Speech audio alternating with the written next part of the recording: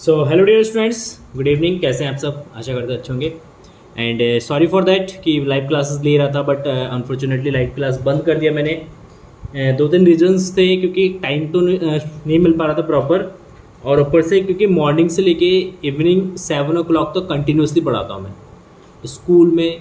Then फिर एक जगह मैं जाके वीडियो शूट करता हूँ, एंड देन उसके बाद आके फिर नून पे पढ़ाना होता है मुझे, नून एकेडमी पे। तो आप लोग अगर नून एकेडमी पढ़ना चाहते हैं तो आप नून एकेडमी जो है ज्वाइन कर सकते हैं। नून पे बहुत सारे फैसिलिटीज़ है उसके अंदर, तो आप जाके नून पे भी पढ़ सकते हैं। तो वहाँ पे भी पढ़ाता हूँ मैं, क्लास 11th मैथमेटिक्स पढ़ाता हूँ, ठीक ना। तो 7 बजे फ्री होता हूँ वहाँ से, है ना। उसके बाद फिर हिम्मत नहीं होती है कि बोर्ड के सामने खड़ा हो जाओ। तो मैंने सोचा थोड़ा सा आप लोगों को कंटेंट देना है, तो प्लीज़ आप मुझे प्यार देना, क्योंकि कंटेंट जो है अब आपको मैथमेटिक्स के जो कंटेंट्स है वो आपको A4 शीट में ही मिलेगा, है ना। थोड़ा सा क्योंकि यहाँ पे कंफर्टेबल रहता है बैठ के पढ़ाने का, पूरे दिन ऐसे थक जाता हूँ मैं पूरा, है ना। तो इसलिए सोचा थोड़ा सा कंटेंट आपके लिए कुछ दिन के लिए इस पर बनाते हैं, जैसे सूटेबल रहेगा। आगे जो है लाइव क्लास की व्यवस्था करी जाएगी। अगर आप कहोगे कि सर आप A4 शीट में लाइव क्लास ले लो, ठीक है, कोई दिक्कत नहीं, A4 शीट में मैं लाइव क्लास ले लूँगा। अगर आपको चाहिए तो आप कॉमेंट सेक्शन में बता देना मुझे, ठीक है ना। तो A4 शीट में लाइव क्लास चला दूँगा मैं, कोई दिक्कत नहीं है, ठीक। चलो स्टार्ट करते हैं। तो 1.2 तक हमने एक्सरसाइज कर लिया था लाइव सेशंस के अंदर, एंड 1.3 जो है हम डिस्कस कर रहे थे, बट यहाँ से स्टार्टिंग से कर रहे हैं तो एक बार थोड़ा सा और डिस्कस कर लेते हैं, ठीक ना। तो यहाँ पे सबसे पहले 1.3 के अंदर हम पढ़ने वाले हैं फलनों का संयोजन। फलनों का संयोजन, कॉम्बिनेशन ऑफ फंक्शंस, इंग्लिश में बोलेंगे कॉम्बिनेशन ऑफ फंक्शन एंड व्युत्क्रमणीय फलन। कौन सा फलन? व्युत्क्रमणीय फलन, मतलब इनवर्स फंक्शन। इनवर्स, अगर फलन को हम इनवर्स करेंगे तो इनवर्स फंक्शंस के बारे में हम डिस्कस यहाँ पे करने वाले हैं। तो सबसे पहले अगर हम बात करें यहाँ पे इसके डेफिनेशंस की, तो इसकी परिभाषा देखो क्या है। इसकी परिभाषा, किसकी परिभाषा भाई? फलनों का संयोजन की परिभाषा। क्या है परिभाषा? तो सबसे पहले मान लेते हैं, मान लीजिए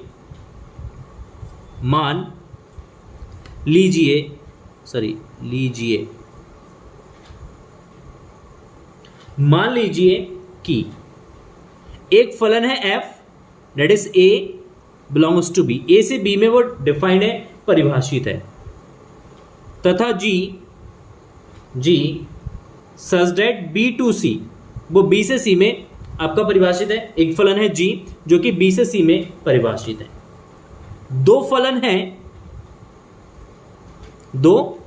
हैं तब f तथा g का संयोजन, f तथा g का जो संयोजन है वो कॉम्बिनेशन जो होगा, कॉम्बिनेशन क्या होगा इसका?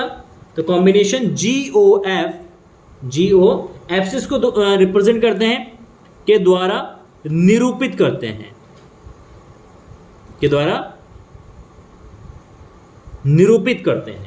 ठीक ना। तथा फलन GOFX इज इक्वल टू, देखो GOFX का मतलब क्या होगा? GOFX मतलब G ऑफ FX होगा। GOF या GOF से रिप्रेजेंट करते हैं या GOFX से रिप्रेजेंट करते हैं। और यहां पे जो GOF है, गॉफ जो है, ये आपका डिफाइंड है A टू C में, क्योंकि जब B टू C में ये डिफाइंड होगा, नहीं, A और F और B G को डिफाइन मतलब कंबाइन कर रहे हैं। F और G को अगर कंबाइन करें तो A टू B, और दूसरा फंक्शन क्या है? B टू C में डिफाइंड है। तो यहाँ पे ये जो फंक्शन डिफाइंड होगा वो A टू C में चला जाएगा, B बीच में से क्या हो जाएगा? गायब, B साइड आपका गायब हो जाएगा यहाँ से। अब फलन जो है वो A से C में परिभाषित होगा, और उसको क्या लिखेंगे? GOFX is equal to G of FX हो जाएगा, ठीक है। तो इसको हम बोलते हैं कॉम्बिनेशन ऑफ फंक्शन, जहां यहाँ पे जो x है ये आपका बिलोंग करेगा किससे? A से बिलोंग करेगा, और जो G ऑफ FX है, GOF जो है ये आपका बिलोंग करेगा किससे? ये C से बिलोंग करेगा। उस केस में ये C से बिलोंग करेगा, और X जो है वो A से बिलोंग करेगा आपका। चलो इसको एक एग्जांपल्स के थ्रू समझते हैं। यहाँ पे सिंपल एक एग्जांपल्स के थ्रू लेते हैं। एग्जांपल नंबर 16 लेते हैं, 16 बुक का ही एग्जांपल लेते हैं। एग्जांपल नंबर 16, उदाहरण नंबर 16। क्या तरीका है कि मान लीजिए कि यदि f एक फंक्शन है जो कि आपका परिभाषित है रियल नंबर से रियल नंबर में, ठीक ना, तथा g भी एक फंक्शन है जो कि भी आपका परिभाषित है रियल नंबर से रियल नंबर में परिभाषित है, ठीक है, रियल नंबर से रियल नंबर में परिभाषित है, तथा फलन क्रमशः यहां पे देखो क्या देखा है, F X is equal to cos X तथा G X is equal to 3x का स्क्वायर द्वारा परिभाषित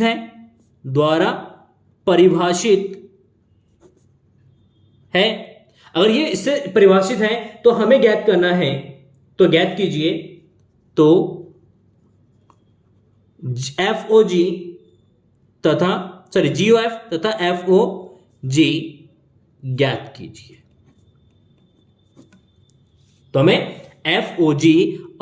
GOF और FOG आपको ज्ञात करना है, गॉफ एंड फॉ ज्ञात करना है, ठीक है, कोई दिक्कत नहीं यहां पे। और यहां पे इसके बाद कह रहे कि सिद्ध भी कीजिए कि GOF that is not equal to FOG।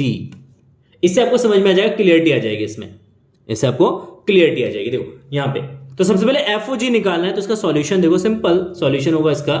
देखो GOF is equal to what, G of FX। G of क्या आ जाएगा, FX आ जाएगा। इसको क्या लिखेंगे, G ऑफ FX, इसको लिखा जाएगा, है ना। अच्छा, अगर आप यहां पे FX पे नजर डालें तो FX क्या हमारा cos x है, तो FX को हम रिप्लेस कर देंगे, इस FX से आप क्या रखोगे, cos x रख दोगे, तो G of cos x, G of cos x।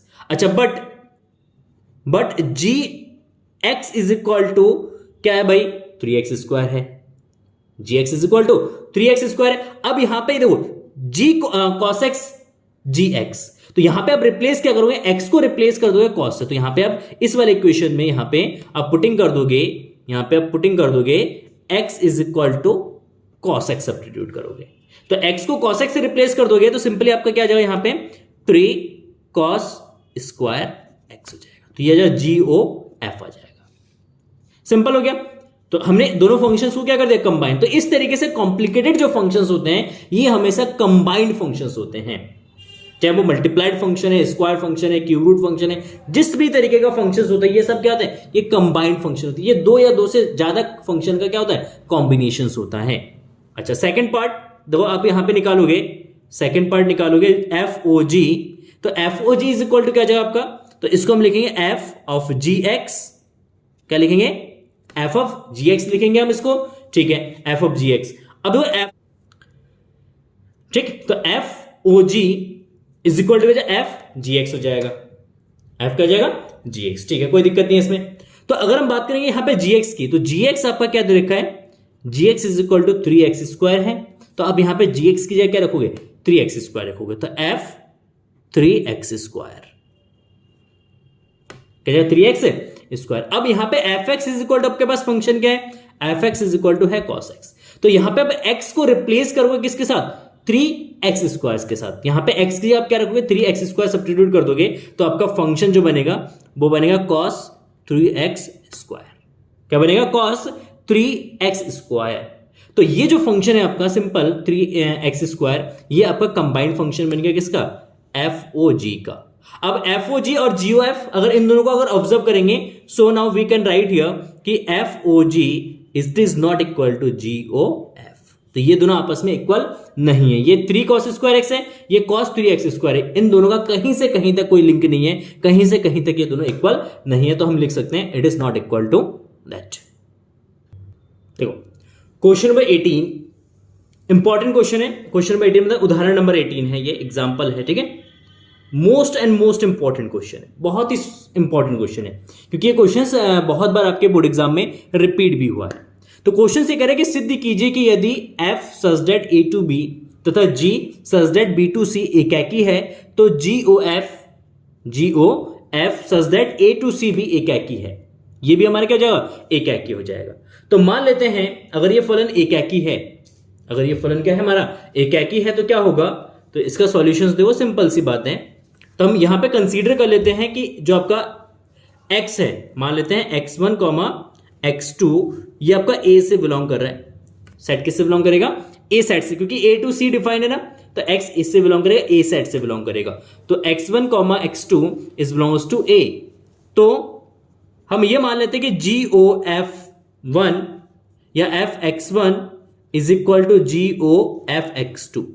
ये इक्वल है, अगर हमने यहां पे x1 is equal to x2 दिखा दिया, x1 is equal to x2 अगर शो कर दिया, तो फलन हमारे क्या जाएगा, एकाकी हो जाएगा, क्योंकि यहां पे g एकाकी है। देखो यहां पे क्या करें, g फंक्शन जो है वो एकाकी है, इसलिए हमने लिख दिया कि GOF(x1) is equal to GOF(x2). ये दोनों आपस में इक्वल हो जाएगा, एकाकी फलन है। तो यहां पे लिख सकते हैं G(f(x1) is equal to G(f(x2).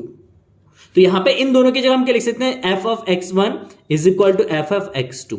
देखो सिंपली ये बात ऐसी हो गई कि जैसे sine x is equal to sine y, इस तरीके की बात हो गई कि साइन से साइन कैंसिल हो जाता है और x इज इक्वल टू क्या बचता है, y बचता है ना, यही तो है, इस तरीके का फंडा होता है। तो सिंपली यहां पे g से g कैंसिल, बट दिखाएंगे नहीं, तो हमारे पास क्या बचेगा, f(x1) is equal to f(x2). चूंकि क्या लिख देंगे, चूंकि फलन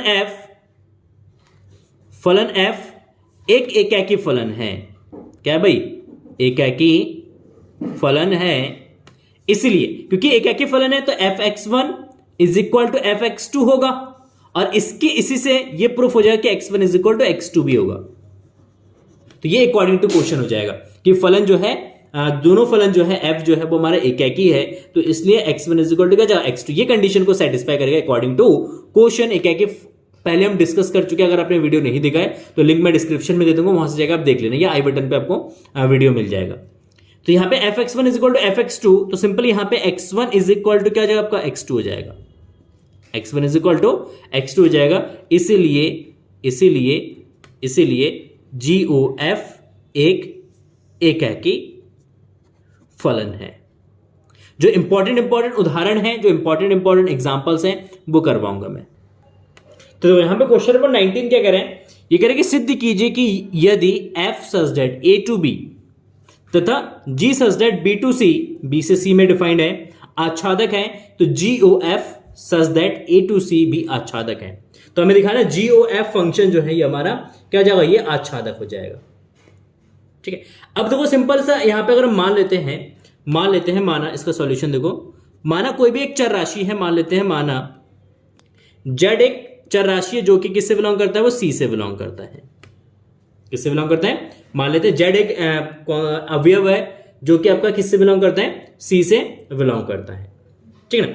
अब अगर हम बात करेंगे तो यहां पे देखो, यहां पे अगर हम g की बात करते हैं, इस g का जो हमारा प्रांत है, ठीक ना, जो इसका प्रांत जो वो कितना है, c है, तो b to c जो z यहां पे c से बिलोंग करता है, इसका z का मतलब यहां पे क्योंकि g हमारा क्या आच्छादक है, तो z का एक ऐसा अवयव होगा b में एक ऐसा अवयव होगा जिसका प्रतिबिंब कौन है, z है। ठीक है, तो इसका मतलब यह हो गया कि b में एक कोई भी ऐसा एलिमेंट है, b में कोई भी एलिमेंट ले सकते हैं जिसका प्रतिबिंब क्या है भाई, z है। तो g में एक ऐसे g के b में एक ऐसे अवयव का अस्तित्व है,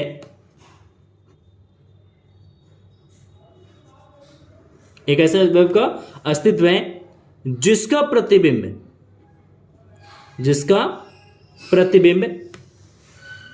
z है, जिसका प्रतिबिंब क्या है, z है, क्योंकि यहां पे क्वेश्चंस में दे रखा है कि g आच्छादक है, तो इसका मतलब प्रतिबिंब का अस्तित्व होगा, प्रतिबिंब z है।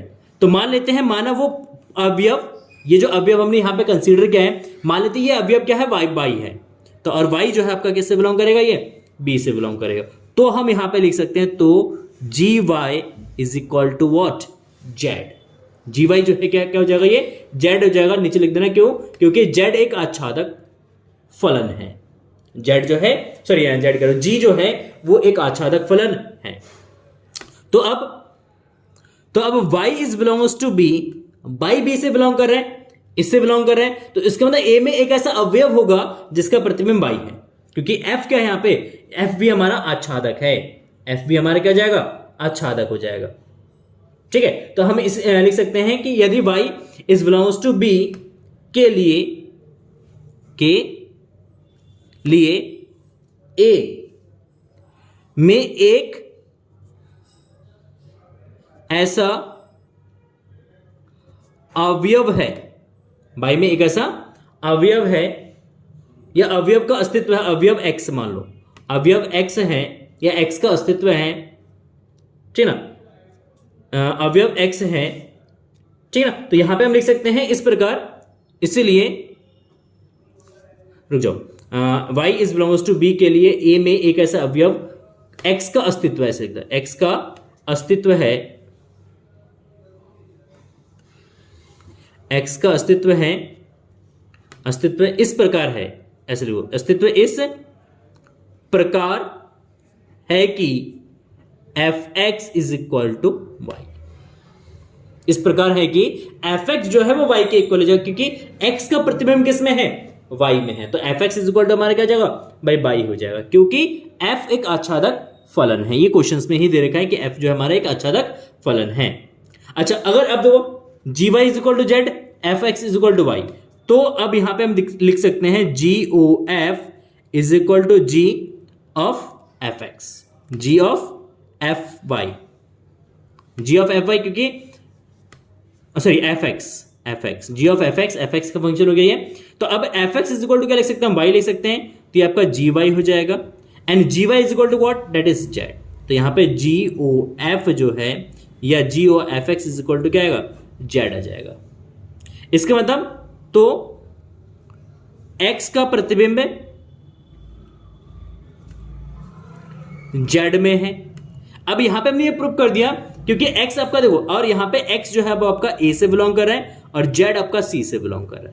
देखो z आपका किससे बिलोंग करेगा, c से, और x आपका जो है किससे बिलोंग कर रहा है, यहां पे दिखा देंगे where x is belongs to a, x जो है आपका a से बिलोंग करेगा, तो x a से बिलोंग कर रहा है और z c से बिलोंग कर रहा है, तो ये फलन आपका a टू c है। a टू c फंक्शन किसको हमने डिफाइन किया, a टू c गॉफ को, तो इसलिए हम लिख देंगे GOF एक आच्छादक फलन है, आच्छादक फलन है, ठीक है, क्लियर है। तो बहुत ही थोड़ा सा ये ट्रिकी क्वेश्चंस था, थोड़ा सा ट्रिकी हमें इसको देखना है। तो मान लेते हैं, सबसे पहले दोबारा से समझा देता हूं, मान लेते हैं z is belongs to c, ठीक है, c से बिलोंग कर रहा है, इस वाले साइड से बिलोंग कर रहा है, तो g के b में एक ऐसा अवयव का अस्तित्व होगा या अस्तित्व है जिसका प्रतिबिंब क्या बनेगा, z में बनेगा।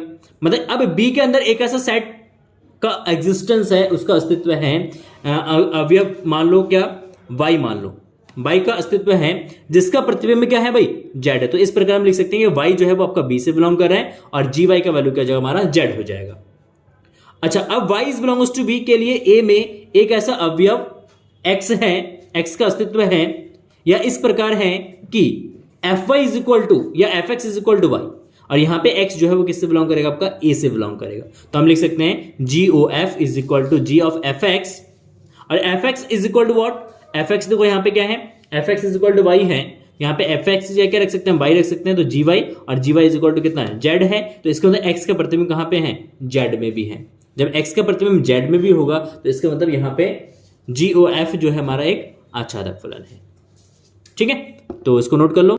देखो एक है बहुत ही सुंदर सा और प्यारा सा क्वेश्चन है, क्वेश्चन नंबर 20 है ना, इंपॉर्टेंट क्वेश्चन है, इंपॉर्टेंट है, तभी मैं करवा रहा हूं। क्वेश्चन नंबर 20 करके f तथा g ऐसे दो फलनों पर विचार कीजिए, दो ऐसे फलन हम लीजिए, आप लीजिए कि GOF परिभाषित है तथा एकाकी है। GOF आपका परिभाषित भी होगा और एकाकी होगा, तब क्या f तथा g दोनों अनिवार्यता एकाकी है। क्या मतलब यहां पे क्या जरूरी है कि अगर GOF एकाकी है तो f और g दोनों को एकाकी होना जरूरी है, क्या ऐसा कंडीशन जरूरी है? तो किस तरीके से हम इसको प्रूव करेंगे, देखो इसका सॉल्यूशन बहुत इजी। सबसे पहले मानना पड़ेगा हमें यहां पे मानना पड़ेगा, माना फलन f such that 1, 2, 3, 4 है ना, इंस्टेंस टू 1, 2, 3, 4, 5, 6 है ना, ये हमारा एक फलन हो गया f, और ये सच दैट कि fx जो है वो हमारा क्या हो जाएगा, वो x हो जाएगा, और x is belongs to a।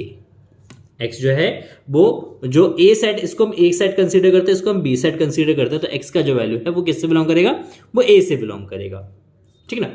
Okay, और यहां पे एक फलन g को भी डिफाइन करते हैं, और फलन gx is equal to x, gx is equal to x, और where x is equal to 1, 2, 3, 4, तथा यहां पे हम ये भी डिफाइन करते हैं कि g5 is equal to g6 is equal to 4 या 5, इसको क्या कंसीडर कर लेते हैं, 5 कंसीडर कर लेते हैं कि g5 का वैल्यू g6 का वैल्यू 5 है। ये हमने दो फलन हमने माना है, ये फलन फर्स्ट माना है हमने, ये फलन सेकंड g को हमने डिफाइन, ये अपने मन से हमने लगाया है, आप इसकी जगह कुछ भी ले सकते हो।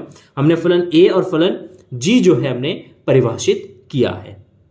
यहां पे आप g5 g6 is equal to 6 भी ले सकते हो, कोई दिक्कत नहीं है ना, क्लियर है।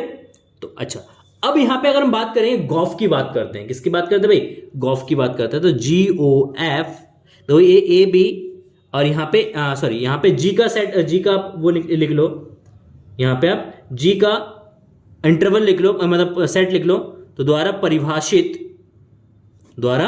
परिभाषित जी सच दैट 1, 2, 3, 4, 5, 6 से लेके 1, 2, 3, 4, 5, 6 तक ले लो, 7, 8 तक भी ले सकते हो, कोई दिक्कत नहीं है आपको, ठीक है, यहां तक आपको ले लेना। अब देखो ये बी है, तो ये आपका बी सेट हो गया, ये आपका सी सेट हो गया, अज्यूम करते हैं। तो ए टू बी, बी टू सी है, तो इस केस में तो आपका जो गॉफ है GOF, गॉफ किससे डिफाइन होता है, वो ए टू सी डिफाइन होता है, परिभाषित किस में होता है, ए से सी में। तो GOF सच दैट ए आपका सेट हो जाए 1, 2, 3, 4, इंस्टेंस टू सी सेट आपका 1, 2, 3, 4, 5, 6 इसमें डिफाइंड होगा। तो 1, 2, 3, 4 से लेके 1, 2, 3, 4, 6 तक। अब यहां पे देखो, अगर हम बात करते हैं GOF1 की, तो G ऑफ F1, तो यहां पे F1 का वैल्यू कितना होगा, 1 होगा, तो यहां पे ये आपका G1 हो जाएगा, और G1 इज इक्वल टू आपका कितना है, G1 इज इक्वल टू देखो G1 का वैल्यू कितना होगा, 1, क्योंकि Gx जो है हमारा फंक्शन, हमारे यहाँ पे जो परिभाषित किया गया वो x से ही परिभाषित किया है, मतलब यहाँ पे 1 रखोगे तो यहाँ पे 1 आएगा, यहाँ पे 2 रखोगे तो यहाँ पे 2 आएगा, यहाँ पे 3 रखोगे तो यहाँ पे 3 आएगा, इस तरीके से परिभाषित किया गया फलन को। तो G1 का वैल्यू आपको कितना जाएगा, 1 हो जाएगा, ये 1 का वैल्यू 1 हो जाएगा।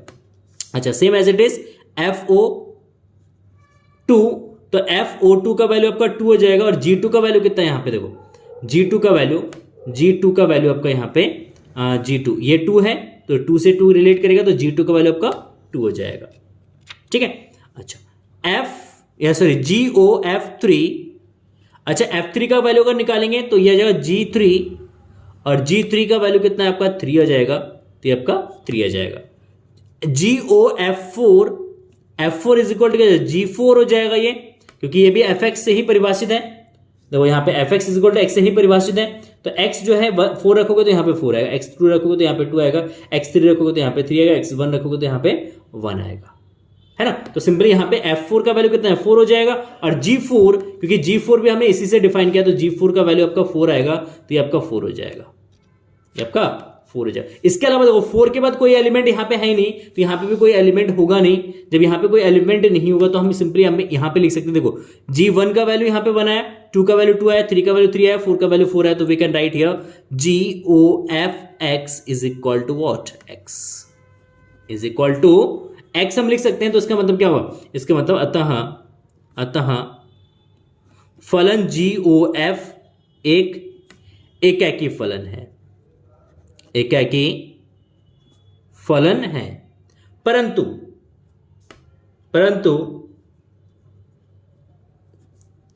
G एक एकाकी फलन नहीं है। तो हमने G को जो यहां पे परिभाषित किया तो वो एकाकी नहीं है, क्योंकि G5 का और G6 का जो इमेज है वो किसके साथ बना है, वो 5 के साथ बना है, ये 5 है आपका, हाँ ये 5 है, किसके साथ, 5 का इमेज भी 5 के साथ है, 6 का इमेज भी 5 के साथ है, तो इसलिए G हमारा एक एकाकी फलन नहीं है, क्योंकि दो इमेज मतलब 5 और 6 का जो इमेज है वो 5 के साथ बनना है, इक्वल तो बट 5 और 6 इक्वल नहीं है, तो इसलिए हमारा ये एकाकी नहीं है। तो आपका देखो जरूरी नहीं है, यहां पे जरूरी नहीं है कि FOG अगर एकाकी है तो G भी एकाकी होगा, बट कंडीशंस है, लेकिन F एक एकाकी फलन होगा, ठीक है। तो फलन f जो है वो हमारा क्या होगा, वो एकाकी फलन होगा, ये हमेशा एकाकी फलन होगा। और जी और एफ अगर एकाकी है तो उस केस में f एकाकी होगा। इट इज मैंडेटरी कि f एकाकी होना ही चाहिए। अगर f एकाकी नहीं है तो जी और एफ एकाकी नहीं होगा। दूसरी बात, अगर f एकाकी नहीं है, कोई जरूरी नहीं है कि अगर जी और एफ एकाकी है तो कोई जरूरी नहीं है कि जी को भी एकाकी होना चाहिए। इट इज नॉट मैंडेटरी, ये मैंडेटरी नहीं है, बट मैंडेटरी क्या है कि f आपका एकाकी होना चाहिए। ठीक है। तो देखो यहां पे उदाहरण नंबर 21, ये भी इंपॉर्टेंट है,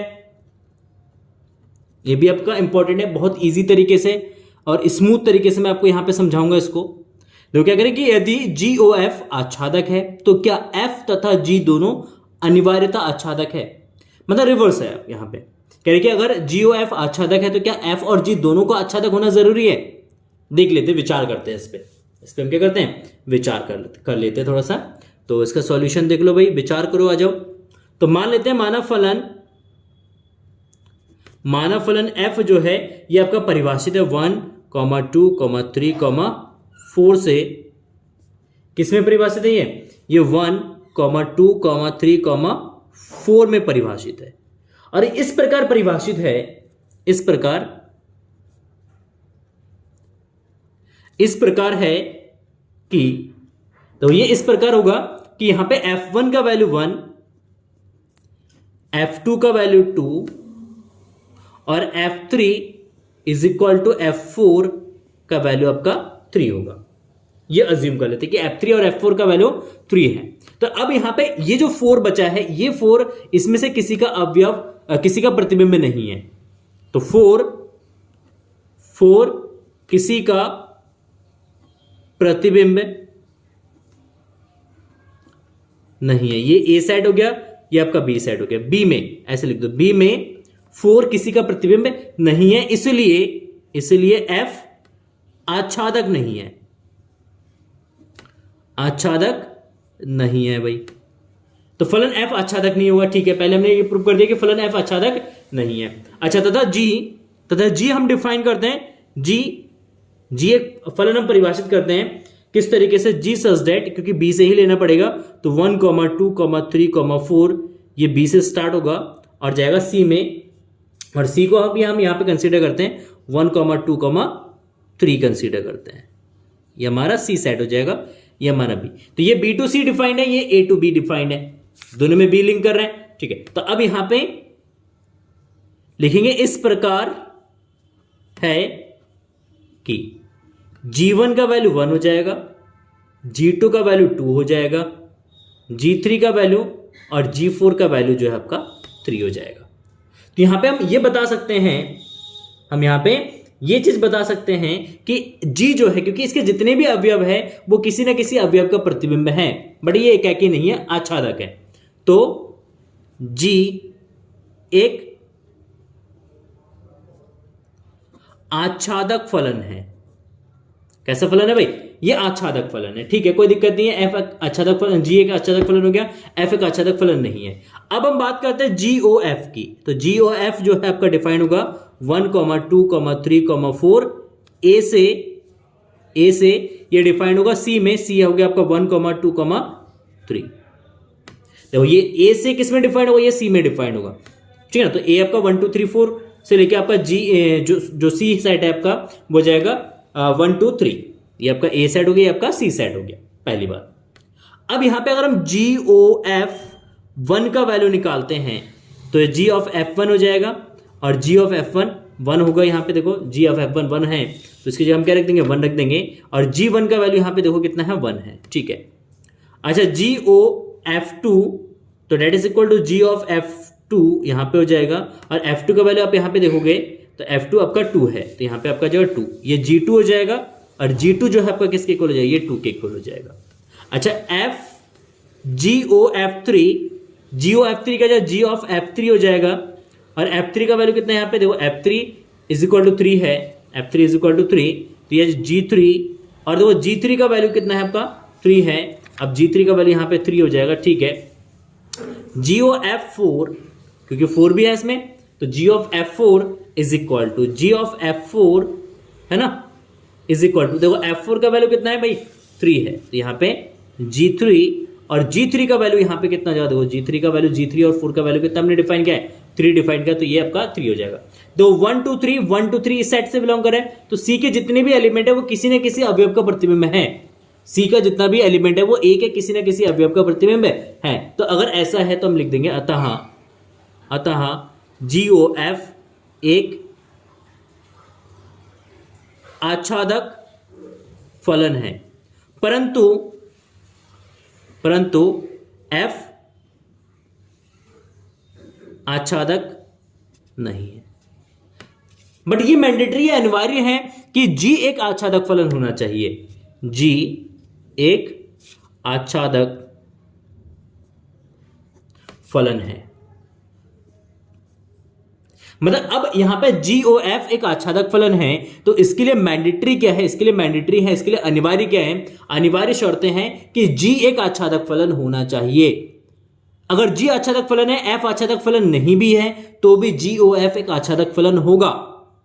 अच्छा, GOF अगर एकाकी फलन है, इससे पहले वाले क्वेश्चन में हमने डिस्कस किया था, अगर GOF एकाकी फलन है तो उस केस में F एकाकी होना चाहिए, G एकाकी हो या ना हो कोई फर्क नहीं पड़ेगा। तो ये दो कंडीशंस बहुत ही गोल्डन स्टेटमेंट है, इसको आप कहीं पे भी अपने नोटबुक में या अपने बुक में या अपने किसी भी चीज में नोट कर लो जो मैंने आपको बताया है। ठीक है, तो अब नेक्स्ट आते हैं व्युत्क्रमणीय फलन में। किसमें? व्युत्क्रमणीय फलन में, ठीक है ना, इन्वर्टिबल फंक्शंस। तो इसकी परिभाषा देखो, सिंपली क्या परिभाषा है, तो मान लेते हैं कि फलन f जो कि परिभाषित है x टू y में, x टू y में एक व्युत्क्रमणीय फलन होगा। व्युत्क्रमणीय फलन कहलाता है, किसमें है ये डिफाइंड, ये x टू y में डिफाइंड है, एक व्युत्क्रमणीय फलन कहलाएगा यदि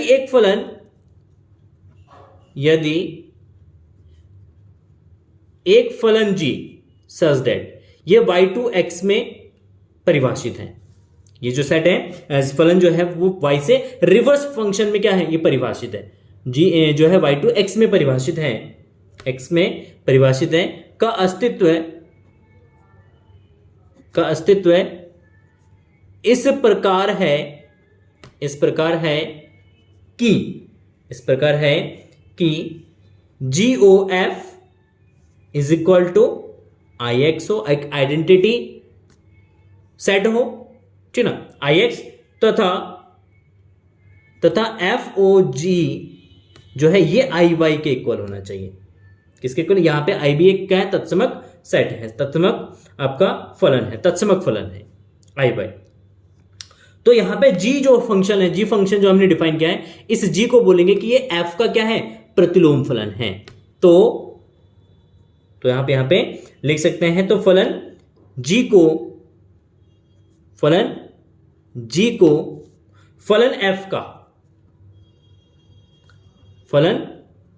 F का प्रतिलोम कहते हैं। तो यहां पे जो F होगा, जो G होगा हमारा, G फलन जो है वो F का क्या जाएगा, प्रतिलोम फलन हो जाएगा, और इसको हम रिप्रेजेंट करेंगे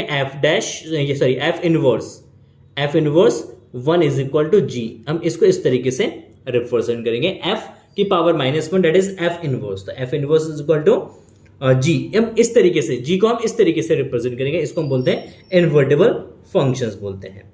अब यहां पे कंडीशंस है, यदि F व्युत्क्रमणीय है, यदि F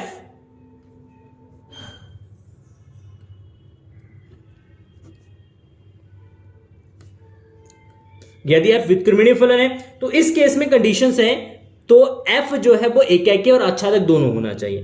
तो F अनिवार्यतः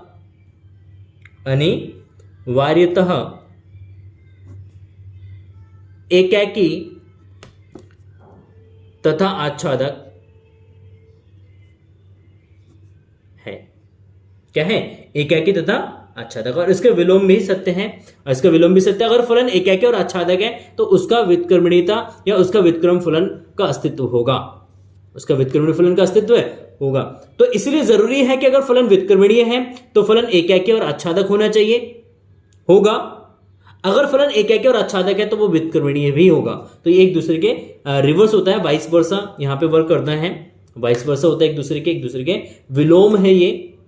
एफ व्युत्क्रमणीय है तो दोनों एकाकी और आच्छादक होगा, फलन एकाकी और आच्छादक होगा, दोनों होगा। अगर फलन एकाकी और आच्छादक है तो उस केस में फलन आपका व्युत्क्रमणीय भी होगा। तो ये हमारा सिंपल सा डेफिनेशन है। बाकी इस पे जो बेस्ड जो एक्सरसाइज आपका 1.3 है, तो ये कोई एक्सरसाइज जो है कल इसको निपटाते हैं, और इसका लिंक जो है नेक्स्ट इसका सेकंड पार्ट का लिंक मैं डिस्क्रिप्शन में डाल दूंगा, तो आप वहां से जाके इसको जरूर जो है एक बार चेक करिएगा, ठीक है। इसको एक बार जरूर आप चेक करिएगा। बाकी इसके जो थ्योरम्स वगैरह हैं वो नेक्स्ट क्लास में हम डिस्कस करते हैं। So thank you so much everyone. अगर वीडियो पसंद आए तो प्लीज़ वीडियो को लाइक कर देना, अपने दोस्तों के साथ शेयर जरूर करना, और मिलते हैं ऐसी इंटरेस्टिंग एंड जानकारीपूर्ण वीडियो के साथ। तब तक के लिए जय हिंद, जय भारत।